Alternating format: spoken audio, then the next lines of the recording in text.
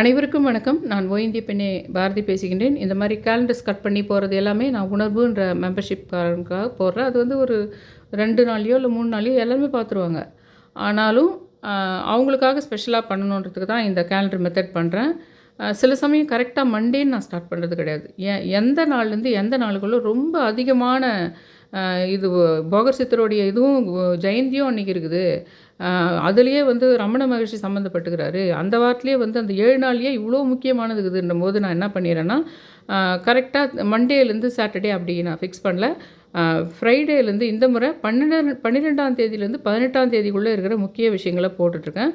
இதை வந்து ஒரு 2 நாள் பொறுத்து எல்லாருமே பார்த்துற மாதிரி வரும். உணர்வுன்றவங்க முதலையே இன்றைக்கே பார்க்குற மாதிரி வரும். இப்போ நான் மெயின் மேட்ருக்கு போயிடுறேன். 12ஆம் தேதி வந்து இங்கே நல்லா பார்த்துக்கோங்க. இதில் வந்து நான் அந்த பசுவண்ணா போட்டிருக்கேன். யாகண்டி பசுவண்ணான்னு சொல்கிறாங்க. யாகந்தி பசுவண்ணா சொல்கிறாங்க. அது உங்களை பற்றி சொல்லிட்டேன் ஏற்கனவே.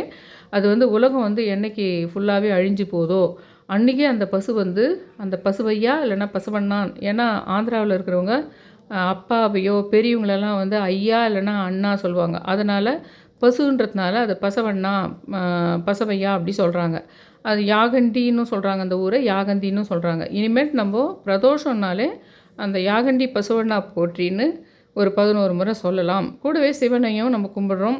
யாருக்கெல்லாம் உங்களுக்கு அந்த கடுவெளி சித்தரை கும்பிட்டு அதனால் நிறைய விஷயங்கள் தெரியுதோ அவர் பேர் சொல்லிட்டு போகிறீங்க. கடுவெளி சித்தரை கூப்பிட போகிறீங்க, அவ்வளோதான். அதுக்காக நிறைய பூஜையெல்லாம் பண்ண போதில்லை. நீங்கள் அந்த பெயர்களை நம்ம கால் பண்ணிக்கிட்டே இருக்கும்போது என்ன ஆகும்னா, இதில் முக்கியமான விஷயம் எத்தனை பேருமானா நம்ம கால் பண்ணலாம்.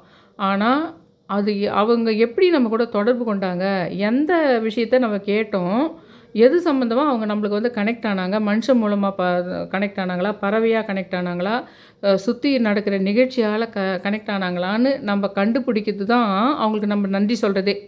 இந்த சித்தர் வழிபாடாக இருக்கட்டும், பிரபஞ்ச வழிபாட்டில் மெயின் விஷயமே என்னென்னா, அவங்க நம்மக்கிட்ட சமிஞ்சை பேசுகிறாங்க பார்த்தீங்களா. நம்ம கேட்டோம் ஒரு வேண்டுதலோ ஏதோ ஒரு விஷயத்த அவங்கக்கிட்ட நம்ம ஷேர் பண்ணுறோம். அது அவங்களுக்கு தெரிஞ்சு தான் நம்மளுக்கு சிக்னல் கொடுக்குறாங்க. அந்த சிக்னலை கரெக்டாக நீங்கள் உள்வாங்கினா தான் அது அவங்களுக்கு தேங்க்ஸ் சொல்கிற மாதிரியே மீனிங்கு. அவங்க ஒன்றும் நீங்கள் கொடுத்து தான் அவங்களுக்கு பொண்ணும் பொருளும் வரணும். நீங்கள் திருப்பி நான் வேண்டிக்கினேன், நான் உங்களுக்கு புடவை சாத்துறேன்னு வேண்டிக்கினேன், நான் உங்களுக்கு வந்து படையல் போடுறேன்னு வேண்டிக்கினேன் அப்படின்னு நீங்கள் சொல்கிறதெல்லாம் அவங்க கை வச்சு எடுக்கிறாங்களா? இது வரைக்கும் நீங்கள் போட்ட படையல்களையோ இல்லை நீங்கள் போட்ட கோயில்களுக்கு சாத்தின துணிகளையோ காணாத போயிடுச்சா? எல்லாம் அவங்க எடுத்துன்னு போயிட்டாங்களா? யாருமே எடுத்துன்னு போகல. எந்த அளவுக்கு உன்னுடைய உழைப்பில் வர்ற வருமானத்தில் நான் உனக்காக இது கொடுக்குறேன்னு நீ வேண்டி இருக்கிற அப்படின்ற அந்த மனம் என்ன ஆகாயம், பிரபஞ்சம் இதெல்லாம் ஒன்று. சந்திரன், மனம், ஆகாயம் இதெல்லாம் ஒன்று. பஞ்சபூதத்தில் இருக்கிற ஆகாயம், பிளானட்டாக பார்க்கும்போது சந்திரன், நம்ம மனசு, இதுங்க எல்லாமே ஒன்று தான். அந்த மனசில் நீ என்ன முடிவு பண்ண? நீ வர்ற வருமானத்தில் ஒரு புடவை வாங்கி உனக்கு சாத்துறேன்னு வேண்டினல்ல. வர்ற வருமானத்தில் நீ இன்றைக்கி நிவேதனம் அந்த நட்சத்திரம் அன்றைக்கி இதெல்லாம் போடுறேன்னு சொல்லிட்டு வேண்டினல்ல. அப்போது உன் மனசில் அந்த அளவுக்கு உனக்கு செய்யறதுக்காக எனக்காக நீ ரெடியாக இருந்த. அந்த இடத்துலையே படையல் நடந்து விடுகின்றது. அந்த இடத்திலேயே நீ என்ன வேண்டுதல் வைத்திருந்தாயோ அது நடந்து விடுகின்றது அந்த இடத்துலையே. ஆனால் நீ வந்து உண்மையிலே சும்மா வேண்டிட்டு விட்டுறியா? அதையும் கவனிக்கும் அந்த பிரபஞ்சம். நீ வேண்டிட்டு விட்டுறியா? இப்போது நான் நிறைய அப்படியே பிராபகமாக எனக்குள்ளே நிறைய ஆன்மீக விஷயங்களையும் பிரபஞ்ச விஷயங்களையும் வீட்டில் நடந்த விஷயங்களையும் நிறைய மைண்டுக்குள்ளே வச்சுட்டு இருப்பேன். அதை வெளிப்படுத்துறதுக்கு ஒரே ஒரு வழி இதில் தான் உண்டு. இது பப்ளிக்காக எல்லாருக்கும் சொல்கிற விஷயத்தில் இதுதான் உண்டு. இந்த உணர்வுன்ற இதில் நான் போடுறேன் பாருங்கள். இந்த 12ஆம் தேதியிலேருந்து 18ஆம் தேதி வரைக்கும் இந்த வாரத்தில் இந்த நாள்லேருந்து இது வரைக்கும் போடுறேன் பார்த்தீங்களா. இதுக்குள்ளே தான் உங்களை நான் நிறைய விஷயத்துக்கு பிரபஞ்சமாக பண்ணுறதுக்கும் சரி, கடவுளை வழி பண்ணுறதுக்கும் சித்திரை வழி பண்ணுறதுக்கு ஏற்கனவே நடந்து முடிஞ்ச வேண்டுதல் முறைகள், புதிய முறைகள் என்ன செய்யுது, அது என்ன பலனை நமக்கு தருது அப்படின்ற விஷயத்தையே நான் உங்களுக்கு ரீகால் பண்ணிக்கிட்டே இருக்கிறேன். உங்களை ப்ராக்டிஸ் பண்ணிக்கிட்டே இருக்கேன்.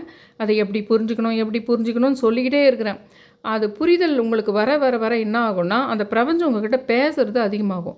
இதுக்கு நடுவுலையே நம்மளுக்கு அந்த இப்போ தான் நம்ம கேள்விப்படுறோம். ஏற்கனவே நீங்கள் எத்தனையோ பேர் கேள்விப்பட்டிருவீங்க. அந்த பசுவண்ணான்றது வந்து இந்த உலகமே அழிஞ்சு போகிறப்போ அந்த பசு வந்து உயிரோடு வந்து ஓன்னு கத்தப்போகுது அப்படின்னு பின்னாடி வர விஷயங்களை அந்த கோயிலை நிறுவிய அந்த இடத்தை நிறுவிய அந்த யாகந்தி என்ற இடத்துல இருக்கிற அந்த ஞான இது வந்து காலஞானி, காலத்தை கணித்தவர் அவர். இந்தியாவினுடைய நாஸ்டாடாம்ஸ்னு சொல்கிறாங்க அவரை. காலஞானி வீர பிரம்மேந்திர சாமி தான் சொல்லியிருக்காரு அதை, இந்த பசு வளர்ந்து வரும்னு. அவர் சொன்னதுக்கு ஏற்ற மாதிரி அந்த பசு என்னைக்கு ஒரு சிலையாக வச்சாங்களோ அதுலேருந்து அது பெருசாகி போயிட்டே இருக்குது. சுற்றி இருக்கிற 4 காலில் ஒரு கால் உடஞ்சிருச்சு. அதாவது 4 யுகம், அதில் ஒரு யுகம் உடஞ்சிருச்சு. இன்னும் மற்ற 4 காலும் உடஞ்சி வர அளவுக்கு அது வளர்ந்து அப்படியே வந்துடுச்சானா பெருசாக, அன்றைக்கி அது உலகம் அழியும். அது உயிரோடு வந்து ஓன்னு கத்தும்ன்றது இருக்குது.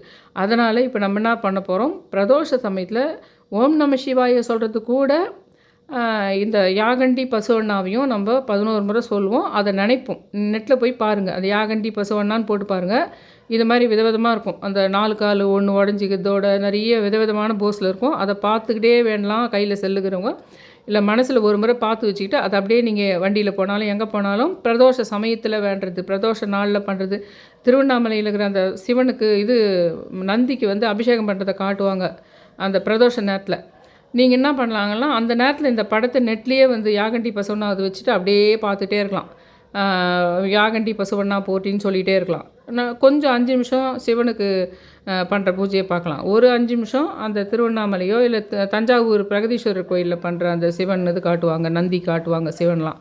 அதையும் நீங்கள் லைவாகவே பார்க்கலாம். அந்த மாதிரி ரொம்ப ரொம்ப முதல்ல அந்த மேட்ரு முடிச்சுட்டு நான் இங்கே வரேன். அன்றைக்கி ரொம்ப முக்கியமான விஷயம் என்னன்னா, அன்றைக்கி வந்து போகர் சித்தரோடைய ஜெயந்தியே வைகாசி மாதத்தில் பரணி நட்சத்திரத்தில் தான் போகர் பிறந்தார். ஜெயந்தியே இது அன்றைக்கி இருக்குது. ஏன்னா 29ஆம் தேதி அன்றைக்கி வைகாசி, மறுநாள் முடிஞ்சு போயிடுது 30ஆம் தேதி.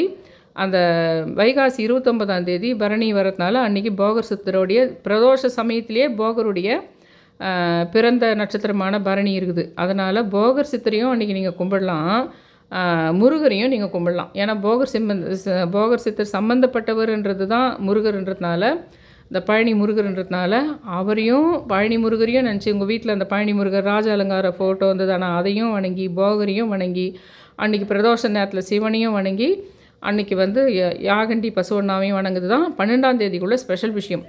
இதில் நீங்கள் வந்து நான் சொல்லணுன்னே அவசியம் இல்லை. இதில் எது உங்களுக்கு எழுதலான்னு தோணுதோ, வாயில் சொல்கிறதோடு இல்லாமல் கையிலையும் எழுதி ஒரு 11 முறை போற்றி எழுதி உங்கள் வேண்டுதலையும் எழுதலான்னு தோணுதோ அதை நீங்கள் பண்ணலாம். இந்த எல்லாரையுமே பண்ணலாம். இல்லை அதில் யாருக்கு உங்களுக்கு வந்து நம்ம வாயில் சொல்கிறதோடு எழுத்தாலையும் எழுதலான்னு தோணுதோ அதை அன்றைக்கி 12ஆம் தேதிக்கு வந்து நீங்கள் அதை எழுதவும் எழுதி எழுத்துக்கும் ஒரு சக்தி இது. அவங்கவுங்களுக்கு இருக்கிற டைமை பொறுத்தது.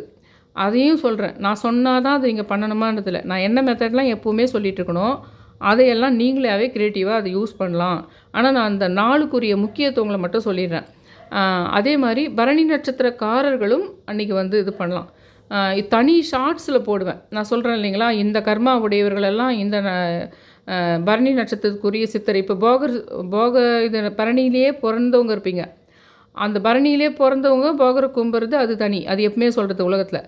ஆனால் நான் ஷார்ட்ஸில் போடும்போது எப்படி போடுவேன்னா, அந்த கர்ம தொடர்பு நட்சத்திரங்களில் opposite party villain and hero சொல்கிறேன் பார்த்தீங்களா, அதில் போகர் எங்கே வராருன்னு பார்த்து அந்த 3 நட்சத்திரக்காரங்களை போட்டு அவங்க இன்றைக்கி வந்து போகர் சுத்தரனுடைய இதுவே இருக்குது, அன்றைக்கி ஜெயந்தியே இருக்குது, அதனால் அதை நீங்கள் வந்து இத்தனை முறை இப்படி பண்ணுங்கன்னு சொல்லிட்டு அதை தனியாக ஷார்ட்ஸில் போடுவேன்.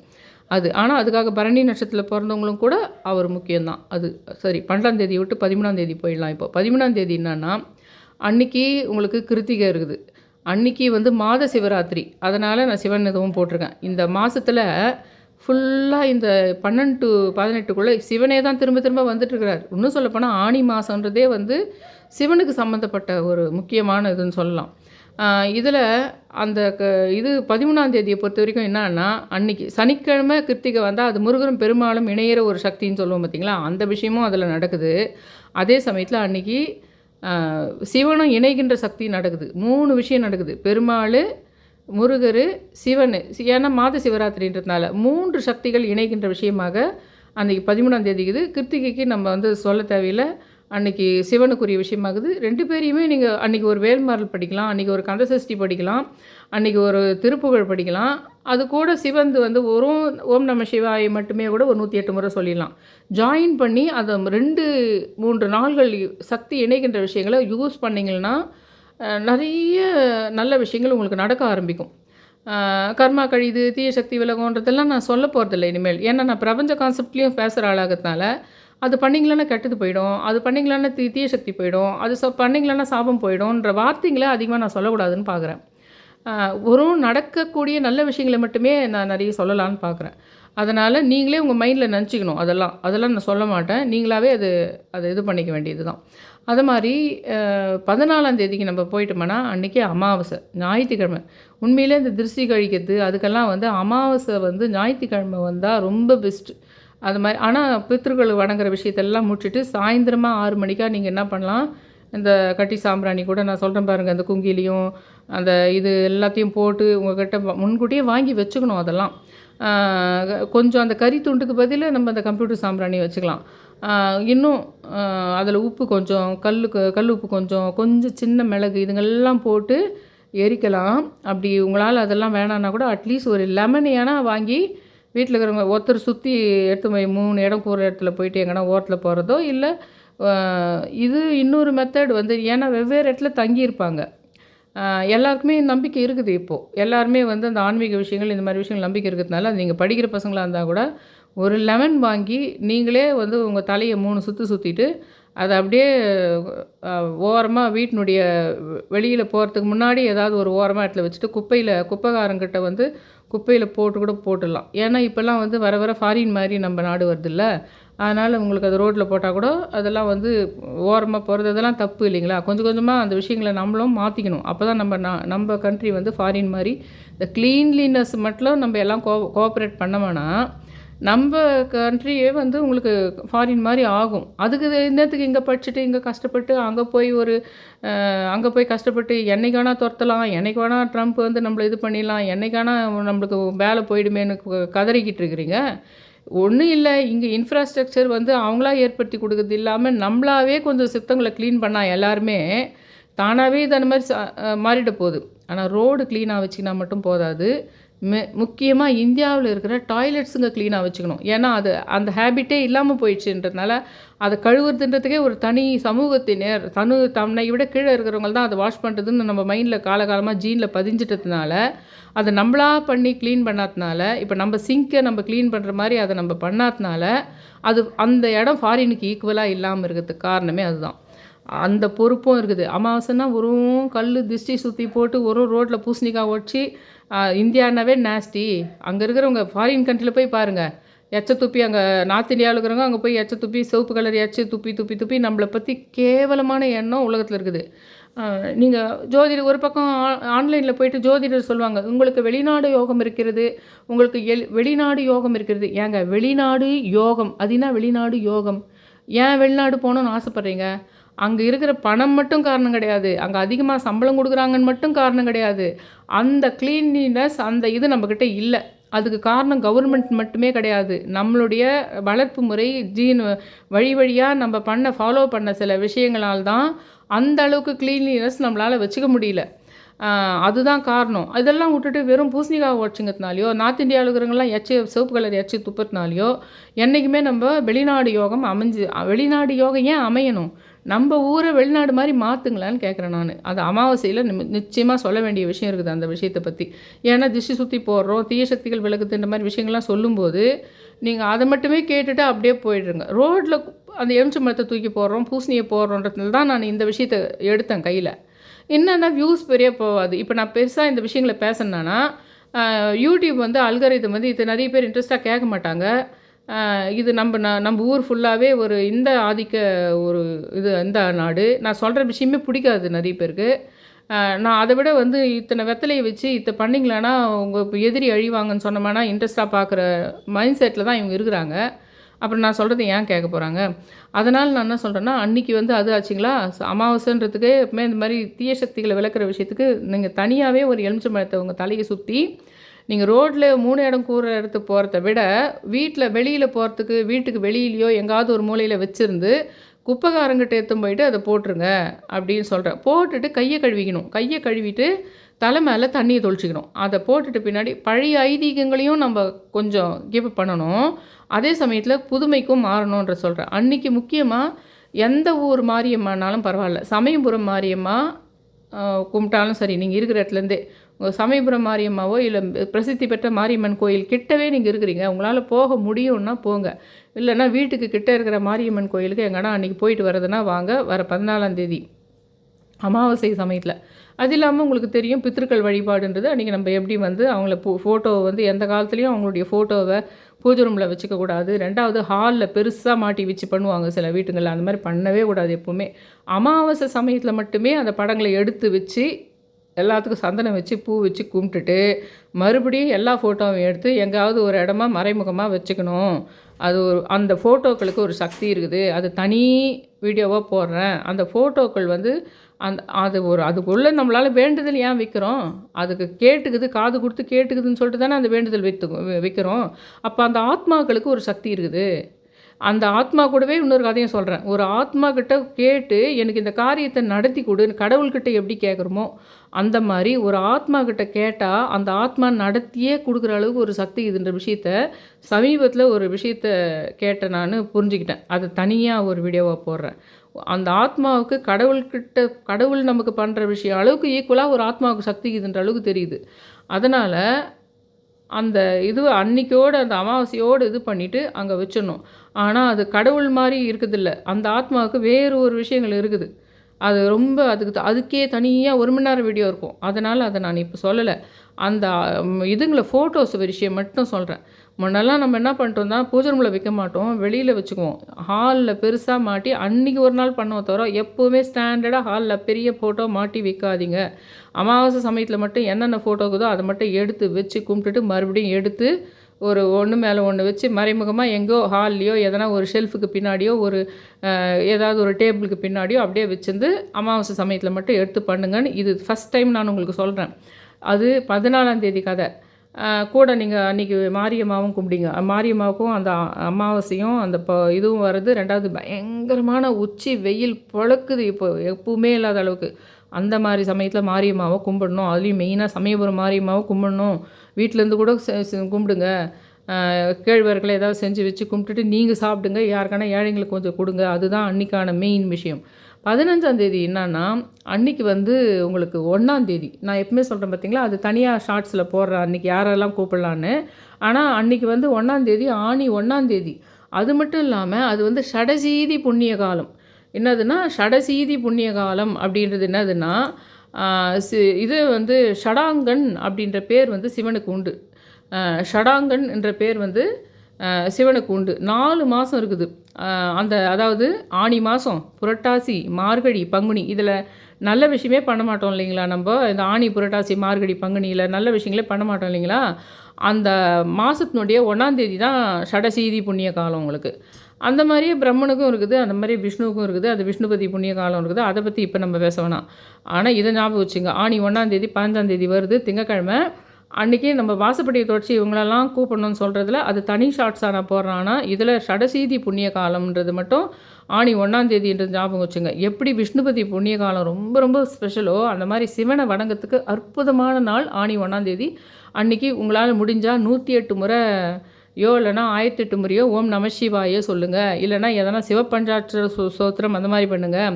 முடிஞ்சால் தானம் பண்ணுங்கள். இல்லைனா பறவைகளுக்கு சாப்பாடு வச்சுருங்க. இல்லை விலங்குகளுக்கு சாப்பாடு வச்சுருங்க.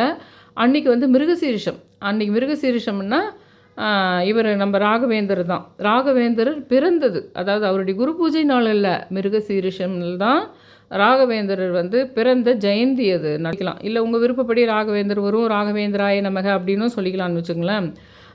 அதை பண்ணிக்கோங்க. அதில் ஷடசீதியில் மெயினாக சிவனையும் ராகவேந்திரரையும் நீங்கள் இணைச்சி பண்ணிக்கணும்னு கேட்டுக்கிறேன். இதில் 16ஆம் தேதி அப்படின்னு சொல்லிட்டு பார்க்கும்போது என்னென்னா அன்றைக்கி 3ஆம் பிறை. வேறு ஒன்றும் இல்லை. செவ்வாய்க்கிழமைன்னா நம்ம எப்பவுமே முருகரை கும்பிடுவோம், துர்க்கைக்கு விளக்கு போடுவோம். செவ்வாய்க்கிழமைக்கு உரிய என்ன ஸ்பெஷலோ அதுதான். ஆனால் அன்றைக்கி இருக்கிற முக்கியமான விஷயம் என்னென்னா 3ஆம் பிறை சந்திர தரிசனம். இந்த மாதிரி சமயத்தில் நல்லா கிளியராக தெரியும் சந்திர தரிசனம். இந்த மாதிரி வெய்ய காலத்துங்களெல்லாம் இந்த சந்திர தரிசனம் வந்து நல்லா க்ளீனாக இருக்கும். அதனால் நீங்கள் அதை போயிட்டு மறக்காமல் அந்த 7லேருந்து ஒரு 7:45க்குள்ளே நீங்கள் அந்த கீழ்வானத்தில் நீங்கள் அதை பார்த்தீங்களான்னா அந்த சந்திரனை பார்த்துக்கிட்டே உங்களுடைய வேண்டுதல்களை வைங்க. மகா சக்தி வாய்ந்த விஷயம் அது. அந்த 3ஆம் பிறைன்ற விஷயம் நிறைய. ஏன்னா சந்திரன்ன்றது மனதுக்கு சம்மந்தப்பட்டமான ஆன்மீக விஷயங்கள் எல்லாத்தையுமே நம்ம கரெக்டாக பண்ணிடணும். மனதுக்கு சம்மந்தப்பட்ட விஷயங்களை கரெக்டாக பண்ணிட்டாலே உன் மனசுக்கு பிடிச்ச விஷயம் நடந்துடும். உன் மனசுக்கு வலியான நீ வரும் வேண்டுதல்னாவே உனக்கு தெரிஞ்சதெல்லாம் நல்லா சம்பாதிக்கணும், பசங்க நல்லா படிக்கணும், பசங்க வேலைக்கு போகணும், பசங்க ஸ்கூல் போகணும், வீடு வாங்கணும், இதுதான் உன் மைண்டில் எப்பவுமே இருக்கும். அந்த மாதிரி விஷயத்துக்கெல்லாம் கூட நீ ராகவேந்திர கும்பிடலாம், சிவனை கும்பிடலாம், முருகரை கும்பிடலாம், எல்லாம் கும்பிடலாம். ஆனால் சந்திரன்ன்றது எப்படின்னா, தின வாழ்க்கையில் இருக்கிற சந்திரனை யாரெல்லாம் கும்பிட்றீங்களோ, திங்கக்கிழமை திங்கக்கிழமை சந்திர பகவானை கும்பிட்றீங்களோ, இல்லை 3ஆம் பிறை வரும்போதெல்லாம் சந்திரனை கும்பிட்றீங்களோ, சந்திரனுக்கு ரொம்ப இம்பார்ட்டன்ஸ் கொடுத்து அந்த சந்திரன் என்ற பேரை சொல்லியே எந்தெந்த வேறு மொழியில் இருக்கிறவங்க அந்த மொழி என்ன வச்சுருக்குதோ அந்த சந்திரனுக்கு பேர் அதை வச்சு கும்பிட்றீங்களோ, அவங்களுக்கெல்லாம் அன்னாட வாழ்க்கை ஈஸியாக இருக்கும். நான் சொல்கிறேன் பார்த்தீங்களா, தேங்க்யூ யூனிவர்ஸ் ஈஸி லைஃப்னு சொல்கிறேன் பார்த்தீங்களா, பிரபஞ்ச கான்செப்டில் அந்த விஷயம் நடந்துடும். அது சந்திரனை வச்சுக்கிட்டா எப்படி கடுவெளி சித்திரை வச்சுக்கிட்டா எல்லா சித்தர்களையும் நம்ம கையில் வச்சுக்க முடியுன்ற மாதிரி, சந்திரனை யார் தொடர்ந்து அந்த 3ஆம் பிறை சந்திரனாக இருக்கட்டும், பௌர்ணமியாக இருக்கட்டும், அமாவாசை கூட சந்திரனோட சம்மந்தப்பட்ட விஷயந்தான். ஆனாலும் அது நம்மளுக்கு அமாவாசைன்றதை நம்ம வேறு மாதிரி பார்க்குறோம். பௌர்ணமியும் 3ஆம் பிறை சந்திரன் தான் ரொம்ப ஸ்பெஷல்.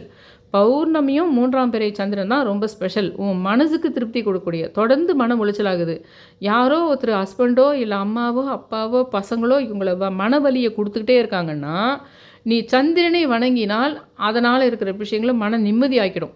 விதிப்படி அவங்க இதை தான் பண்ணி ஆகணும்னு இருந்தால் கூட அவங்க அந்த வழியில் போயிட்டதே மேலு, இந்த வழியில் போயிருந்தால் வேறு ஆபத்து வந்திருக்கோன்ற மாதிரி ஒரு புரிதலை அந்த சந்திரன் உங்களுக்கு கொடுப்பார். இல்லைன்னா நீ வலியோடவே போயிடுவ. நம்ம கிடச்சது கைவிட்டு போயிடுச்சோன்ற நினப்பிலேயே தான் அழுதுகிட்டு இருப்ப நீ. அதனால் உனக்கு பெரிய வியாதி கூட வரலாம். ஆனால் அந்த கைவிட்டு போனாலும் அந்த கைவிட்டு போன விஷயம் எதனால் நடந்தது, அதை விட பெரிய விஷயம் வந்திருக்குதுன்றதையே காட்டி கொடுக்கும் அந்த சந்திரன். அது உன் மனசை வரைக்கும் நிம்மதிப்படுத்துறதுக்கு என்னெல்லாம் பண்ணுதோ அந்த வேலையை சந்திரன் பார்க்கும். அதனால் நீ பௌர்ணமி சமயத்தில் வானத்தை பார்க்காம சந்திரனை நினைக்காம வெறும் சாமிங்களை அம்மனுங்களை கும்பிட்டுருக்கூடாது. பௌர்ணமினாலே அந்த சந்திரனை கண்ணில் பார்க்கணும். அந்த சந்திரனை மனசில் வச்சுக்கிட்டு சந்திரன் சம்பந்தமான கடவுள்களை கும்பிடணும். அந்த சந்திரன் பிளானட் தான் நம்ம மைண்டில் இருக்கணும். அதே மாதிரி 3ஆம் பிறைன்றது நேரடியாகவே சந்திரனை பார்க்குறது நம்ம ஐதீகத்தில் இருக்குது. நேரடியாகவே அதை கண்ணில் பார்த்து தரிசிக்கிறதுன்னு ஒரு விஷயம் இருக்குது. அந்த சமயத்தில் உங்கள் வேண்டுதல்கள் இருக்கணும். அந்த வேண்டுதலில் நெகட்டிவாக வேண்டக்கூடாது எதையுமே.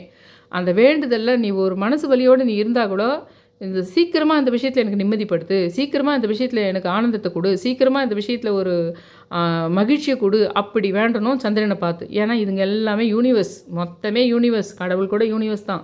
அந்த யூனிவர்ஸில் அந்த சந்திரனை சூரியனை நம்ம ஒரு புரிஞ்சு அந்த பிளானட்ஸ் கூட நம்ம பேசணும். அது உள்ள ஒரு உயிர்ப்பு இருக்குது, அது ஒரு மனுஷன் அப்படின்ற மாதிரி நினச்சி அதுக்குள்ளே இருக்கிற உயிர்ப்பை புரிஞ்சுக்கிட்டு அதுங்கிட்ட நீங்கள் உறவாடினீங்கன்னா அது நிறைய உங்களுக்கு சொல்லிக் கொடுக்கும், நிறைய உங்ககிட்ட பேசும். அந்த சந்திரன் உங்கள் மனசில் வந்து நிறைய ஆறுதல் பட்டு உங்களுக்கு சாமரம் வீசும் அந்த சந்திரன்ன்றது. அதனால் அந்த ஆழமாக நான் சொல்கிற மெத்தடில் அந்த பௌர்ணமியாக இருக்கட்டும், 3ஆம் பிறை சந்திரன் ஆகட்டும், அது கூட நீங்கள் பேசணும் அந்த சந்திரன் கூடன்றதை சொல்லிக்கிறேன். அதுக்கப்புறம் வந்து புதன்கிழமை 17ஆம் தேதி வந்து கணக்கம்பட்டி ஐயா புனர்பூசம் நட்சத்திரம் அவர் மட்டும் இல்லை, ரமண மகரிஷி கூட புனர்பூசம் தான். அதனால் வேண்டி நீங்கள் அந்த 2 பேரையுமே வந்து போற்றி சொல்லிக்கலாம். நீங்கள் இவருக்கு வந்து ஜூஸ் வாங்கி கொடுக்குறதோ இந்த மாதிரி யாருக்கானா எதனா வாங்கி கொடுக்குறது பண்ணுற மாதிரி ரமண மகரிஷிக்கு சும்மா சொல்லிடலாம். நீங்கள் ரமண மகரிஷிக்குன்னு என்னது, அவருக்கு என்ன எதுன்னு பண்ணுறதில்ல. ஆனால் அவர் நிறைய இப்போ இவருக்குன்னா நம்ம பட்டர்ஃப்ளைன்ற மாதிரி அவர் சொல்வாராம். ரமண மகரிஷி வந்து என்ன வந்திருக்குது, ஏதாவது ஒரு பூனை வந்தாலும் ஒரு அணில் வந்தாலும் ஒரு இது வந்தாலும் அது தன்னுடைய போர்வையே வேறு மற்ற சித்தர்களும் மற்ற கடவுள்கள் தான் இன்றைக்கி அந்த அணில் ரூபத்தில் வந்துக்கிறாங்க. இன்றைக்கி யார் வந்துக்கிறாங்க, இன்றைக்கி அந்த அணில் போர்வையை போத்துக்குன்னு வந்திருக்காரு இந்த சித்தர், அந்த கடவுள், அந்த இவங்க வந்து அந்த போர்வையை போத்துக்குன்னு தான் வந்துக்குது. இன்றைக்கி வந்திருக்கிற அந்த பறவை புறா வந்து இவங்க அப்படி சொல்லுவாராம் அவர். அது இல்லாமல் ரமண மகரிஷியினுடைய ஒரே ஒரு டேக் என்னன்னா சுயவிசாரம் அப்படின்னு ஒன்று சொன்னார் அவர்.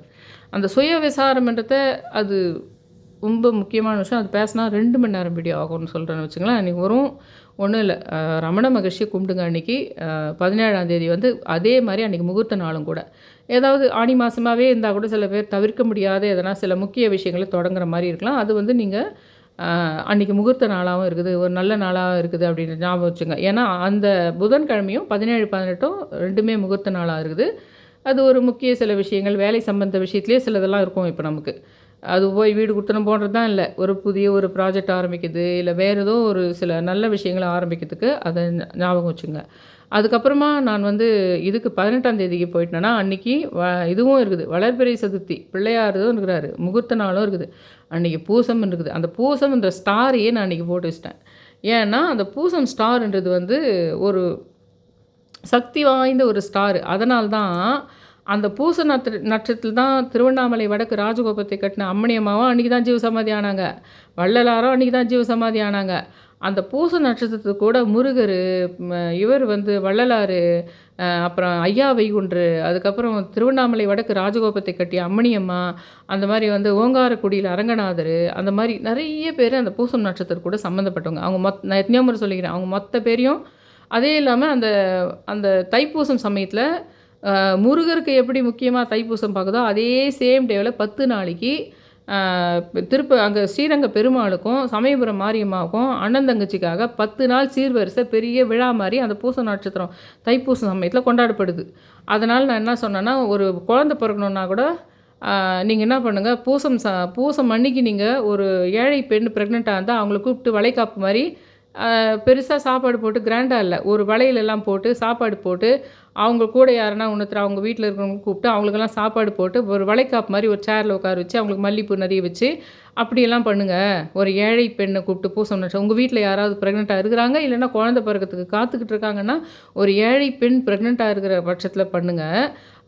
அது வந்து உங்கள் வீடு வந்து நீங்கள் இதுவாக நினச்சிக்கணும், பெருமாளினுடைய அந்த ஸ்ரீரங்கநாதர் வீடாக உங்களது நினச்சிக்கணும். அந்த எந்த ஏழை பெண்ணுக்கு பண்ணுறீங்களோ அவங்கள சமயபுரம் மாரியம்மாவாக நினச்சி, தங்கச்சியாக நினச்சி அந்த மாதிரி நீங்கள் பண்ணுங்கள். அது குழந்தை பிறக்கிற விஷயத்துக்கு நான் சொன்னது. அதே மாதிரி அன்றைக்கி இடும்பனை வந்து முன்னாடி இடும்பன்னு ஒரு பேர் எழுதி கூட முருகருக்கு முன்னாடி வச்சுக்கிட்டு, முருகர் பின்னாடி இருந்தால், ஏன்னா உண்மையிலே பழனியில் வந்து முன்னாடி இடும்பனுக்கும் அவருக்கும் ஒரு சண்டை நடந்தது. அதில் அகஸ்தியரும் சம்மந்தப்படுறார். அந்த தைப்பூசத்து கூட அகஸ்தியரும் சம்மந்தப்படுறார். அந்த பூசத்து கூட அநேகமாக 9 பேரோ 7 பேரோ மொத்த பேரும் சொல்லியிருப்பேன். அது நிறைய போட்டிருப்பேன் என்னுடைய வீடியோவில். மொத்த பேரையும் லைனாக உட்கார வச்சு வள்ளலாருக்கு ஒரு விளக்கு மட்டும் ஏற்றிக்கோங்க, அந்த மாதிரி சொல்லியிருப்பேன். அது மொத்த பேரையும் வச்சு 7 நெல்லிக்காய் வச்சு கும்பிட்டுடுங்க அன்றைக்கி அப்படி சொல்வேன்.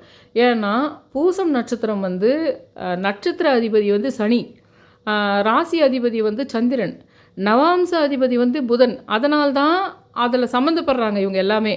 உங்களுக்கு ஒன்று அவங்க ஒரு எக்ஸ்ட்ரீம், நீங்கள் மனசில் எதனா ரொம்ப டிப்ரெஷனில் போனவங்க கூட பூச நட்சத்திரத்தில் நான் சொல்கிற மாதிரி இவங்களெல்லாம் ஒன்றா வச்சு கும்பிடலாம். ஏன்னா அவங்க எக்ஸ்ட்ரீமாக மனம் சம்மந்தப்பட்ட சந்திரன் ராசியினுடைய அதிபதியாகுது. இப்போ தானே நான் சொன்னேன் 3ஆம் பிறை பௌர்ணமியை வந்து கும்பிட்டா அவங்க மனசுக்கு ஆறுதலாக விஷயம் நடக்கும். அதில் மனசுக்கு சம்மந்தப்பட்ட விஷயங்குது சந்திரனுக்குன்னு சொன்னோம் பார்த்தீங்களா. அந்த சந்திரன் இந்த பூசம் நட்சத்திரத்துக்கு அதிபதி, அது ராசியாதிபதி. ராசி தான் மெயின். ராசி தான் உங்களுக்கு வந்து குணநலன்கள், கேரக்டர்ஸை விவரிக்கிறது தான் ராசி. அப்போ அந்த ராசியாதிபதியாக இருக்கிற சந்திரனை பூசம் நட்சத்திரம் இன்றைக்கி யாரெல்லாம் பண்ணலான்னா, மனசில் ரொம்ப பூசம் நட்சத்திரக்கார் மட்டுமே இல்லை, யாரெல்லாம் மனவலிக்கு உட்பட்டிருக்காங்களோ, யாரெல்லாம் மன உளைச்சலுக்கு உட்பட்டிருக்காங்களோ, யாரெல்லாம் சைக்கலாஜிக்கல் டிஸார்டர் இருக்குதோ அவங்க எல்லாருமே பூசம் நட்சத்திரம் அன்றைக்கி நான் சொல்கிற இத்தனை பேரையும், முருகர், இடும்பன், அகஸ்தியர், வள்ளலார், ஓங்காரக்குடியில் அரங்கநாதன், இது திருவண்ணாமலை வடக்கு ராஜகோபுரத்தை கட்டிய அம்மணி அம்மா, ஐயா வைகுண்டர், இத்தனை பேர். ஐயா வைகுண்டருக்கு ஒரு தாமரை போட்டு அது மேலே ஒரு திலகம் மாதிரி போட்டுக்கணும், அவள் தான் அவரோட சிம்பிள். இது மொத்தமே செட் பண்ணிக்கிட்டு 7 நெல்லிக்காய் வச்சு கும்பிடுங்கன்னு சொல்வேன். இது வந்து சும்மாவே இருக்கிறவங்களும் அதை பண்ணால் பெரிய ஒரு இது கொடுக்கும். அதே சமயத்தில் 3ஆம் பிறை கதையே தான் இது கூட. மன நிம்மதிக்கு வேணுன்றவங்களாம் கூட அந்த பூசம் நட்சத்திரம் அன்றைக்கி கும்பிட்டா மன நிம்மதியும் கிடைக்கலாம். இல்லை மனப்பிறழ்வு ஏற்பட்டதுதானா அதுலேருந்து உங்களை மீட்டு கொடுக்குற விஷயமும் அதில் நடக்கும். அந்த பூச நட்சத்திரம் அவ்வளோ சம்மந்தப்பட்டதுன்னு தான் அந்த நட்சத்திரத்தையே நான் போட்டு வச்சுக்கிறேன் தம்ப்நெயில். அதுதான் அன்றைக்கி அவ்வளோ. அதே மாதிரி அன்றைக்கி முகூர்த்த நாள், அன்றைக்கி வேறு வியாழக்கிழமை, குருவுக்குரிய நாள். அதே மாதிரி ஒரு வைஷ்ணவ பெருமாள் அப்படின்றதும் வியாழனோட சம்மந்தப்படுது, குருன்றதும் வியாழனோட சம்மந்தப்படுது, சந்தனம் என்ற விஷயம் வியாழனோட சம்மந்தப்பட்டது, மஞ்சள் நிறம்ன்றது வியாழனோட சம்மந்தப்படுது, 3 என்ற நம்பர் வியாழனோட சம்மந்தப்படுது. இது எல்லாமே கனெக்ஷனை சொல்லி வச்சுக்கிறேன். இத்தனை கனெக்ஷன் இருக்குதுன்னு சொல்லியிருக்கேன். நீங்கள் அது க்ரியேட்டிவிட்டியாக எப்படியானா பண்ணலாம் உங்களுக்கு, சரிங்களா. அது அன்றைக்கி அதே சொல்ல வளர்பிறை சதுர்த்தி பிள்ளையாருக்கும் இருக்குதுன்னு சொல்லிட்டு அன்றைக்கி என்ன ஸ்பெஷல் இருக்குதுன்னு எல்லாத்தையும் 12ஆம் தேதியிலேருந்து 18ஆம் தேதி ஸ்பெஷல் சொன்னேன். அதை நீங்கள் வணங்குகின்ற முறைகள், கேட்கின்ற முறைகள், நான் சொல்கிற விஷயத்தில் பணம் செலவு கிடையாது, நேரத்தையும் கம்மி பண்ணி தான் சொல்கிறேன். அதை ஃபாலோ பண்ண என்ன உங்களுக்கு திரும்பி ரிட்டன்ஷன் என்ன கிடைக்குது, என்ன உங்களுக்கு வந்து அதனால் வந்து இம்பேக்ட் என்ன நடக்குதுன்றத சுற்றி நடக்கிறத நீங்கள் கவனிக்கிறது தான் அவங்களுக்கெல்லாம் சொல்கிற நன்றியே. அது அவங்களுக்கு இண்டிகேட் பண்ணியிருப்பாங்க. நீங்க கவனிக்காத விட்டுட்டீங்கன்னா, அவங்களுக்கு நீங்க நன்றி சொல்லன்னு அர்த்தம். "நீ கூப்பிட்ட, என்ன கேட்ட, ஆனா நான் உனக்கு ஒரு சைகை காட்டினேன். நான் உனக்கு சிக்னல் காட்டினேனே, ஆனா நீ ஏன் அத கவனிக்கல?" அப்படின்றது ஆகுது அவங்களுக்கு. அப்போ அத நீ கவனிக்கிறது மூலமா தான் அந்த தேங்க்ஸ் சொல்ற மாரி மீனிங் ஆகுது உங்களுக்கு. அதனால நான் சொல்ற கான்செப்ட்ட, பிரபஞ்ச கான்செப்ட்டையும் சேர்த்து நல்லா புரிஞ்சுக்கிட்டு இது வச்சுக்கோங்க. அது 19 20, 21ஆம் தேதி ரொம்ப ஸ்பெஷலாவே இருக்குது. அத நான் கரெக்ட்டா 19ஆம் தேதி அதுக்கான வீடியோவ நான் போட்டுருக்கிறேன். இதுவரைக்கும் நீங்க இது ஃபாலோ பண்ணுங்க. இந்த தம்ப்நெயில்ல இந்த வந்து கட் பண்ணி வச்சுக்கோங்க. அதன்படி அப்படியே வந்து பாருங்க. எல்லாருக்கும் உணர்வுன்றவங்களுக்கெல்லாம் இன்னைக்கே பார்ப்பாங்க. இவங்கெல்லாம் வந்து 11ஆம் தேதி எல்லாருமே வந்து 11ஆம் தேதி ஈவினிங் பார்த்துருவாங்க. என் சேனலை சப்ஸ்கிரைப் பண்ணி, ஷேர் பண்ணி, all India notification bell button press பண்ணி உணர்வுலயே ஜாயின் பண்ணுங்க. வெளிச்சம்ல தான் வெரி ஸ்பெஷல் ரகசிய ஆன்மீக, ஜோதிட, ஆத்மா சம்மந்தப்பட்ட எல்லா விஷயமும் வெளிச்சம்ல தான் பேச முடியும். இல்லைனா வெளியில் வந்து போட்டோம்னா அது பெரிய கான்ட்ரவர்ஸ் ஆகுன்றதுனால தான் வெளிச்சத்தில் தான் நிறைய விஷயம் சொல்லலான்னுக்கிறேன். அதுலேயும் வந்து வெளிச்சத்தில் ஒரு முக்கியமான விஷயம் போடலான்னு இருக்கிறேன். ஒரு வேணுன்ட்டே ஒருத்தர் வந்து ஒரு தாந்திரிக் ஒன்று பண்ணியிருக்காங்க. ஒரு நெருங்கிய உறவுக்கே வந்து ஒரு இது பண்ணியிருக்காங்க. அதை நேரடியாக காட்டாமல் கொஞ்சம் மறைச்சி, கொஞ்சம் லைட்டாக காமிச்சு, ஊர் பேர் மறைச்சி உங்களுக்கு காட்டி, யார் யாருக்கு பண்ண அநியாயன்றதை வந்து நான் உங்களுக்கு அதில் காட்டுறேன். அதனால் வெளிச்சம்ன்றதுல அதுமே மாரி தான் பண்ணிகிட்ருக்க போகிறேன்னா இல்லை, அது ஒரு காசிப் இது கிடையாது என்னோடது. அதெல்லாம் புரிஞ்சுக்கணும். சுற்றி நடக்கிற விஷயங்கள வந்து கவனிக்கிறதுக்காக தான் அத காட்டுறேன். அதே வந்து ஒரு 4 நாளைக்கு முன்னாடி என்னவோ அகஸ்தியர ஒரு சிலைய நேர்லேருந்தே ஒருத்தருக்கு எனக்கு இது அனுப்பினாங்க. அது உடனே டக்குன்னு அதில் போட்டேன். இந்த டைமிங் முடிஞ்சு போச்சு எனக்கு வெளியில் போடுற டைம் யூடியூப்பில். அதனால் மெம்பர்ஷிப்பில் இருக்கிறவங்க மட்டும் ஒரு உறவினருக்கு நம்ம எப்படி ஷேர் பண்ணுறோம் இது உடனே பாருன்னு. அந்த மாதிரி தான் அந்த மெம்பர்ஷிப்பில் அந்த மாதிரி அபிஷேக விஷயங்கள், வெளியில் காட்ட முடியாத விஷயங்களும் அந்த வெளிச்சம் இதில் நான் போடுறேன். அதனால் அதில் ஜாயின் பண்ணுங்கன்னு ரொம்ப ரிக்வெஸ்ட் பண்ணி கேட்டுக்கிறேன். என் சேனலை சப்ஸ்கிரைப் பண்ணுங்கன்னு ரொம்ப ரிக்வெஸ்ட் பண்ணி கேட்டுக்கிறேன். Thank you all.